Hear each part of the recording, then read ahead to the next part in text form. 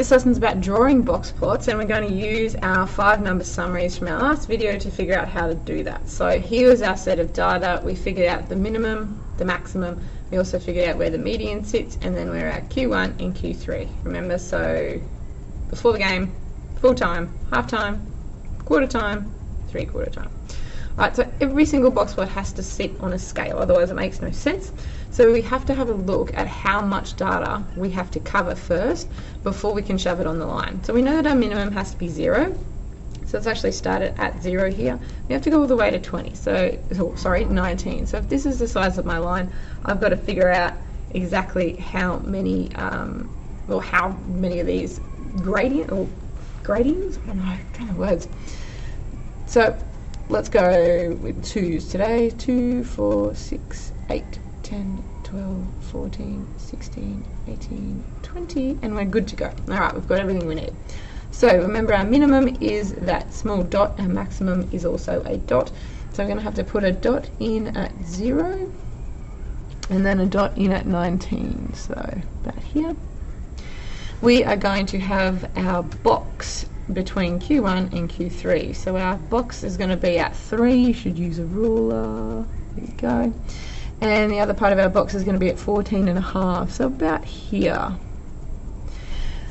And you know, my drawing skills aren't fantastic, so what I'm going to do is do my best here to make it match. There's the box, there's our lines connected, or our whiskers connected to the box, and then we have to, let's make it a bit darker, guys, and then we have to put our median, and our median is at 7, so about here. So that's our first box and whisker plot, and we can see we've got quite big numbers up here and only a small distribution of numbers down at the bottom end there.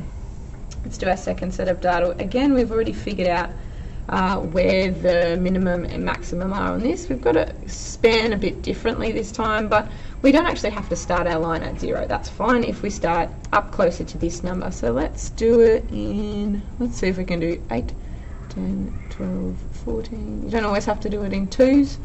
You might want to do it in 5s or 10s or something like that. Just whatever works for you. 26. Sometimes it might take a bit of practice. You might have a couple of stuff-ups before you get it right. That's okay as well. Okay, so our minimum is 9, so that's where our dot goes. Our maximum is 29 this time, so here's our other dot. We have our Q1, which is 12, so we'll find where 12 is. This is where our box is going to be. Our Q3 is 27, so we'll find 27. So it looks like quite a long box this time. We have to join up our box there. Again, use a ruler or be incredibly neat. Here are our whiskers, and then our median sits at 18. So we've actually got a bit better spread of data in this one. We still have a bit more of the data pieces at the top half, or the bigger half here, but our information is spread a bit better this time. Our whiskers aren't so far out, which means our outliers or our minimum and maximum aren't crazy big like that. Okay, so that's how we use our 5 number summaries to draw box plots, remembering that this scale here is the most important part to start you off. Okay, without the scale, the box plot doesn't mean anything.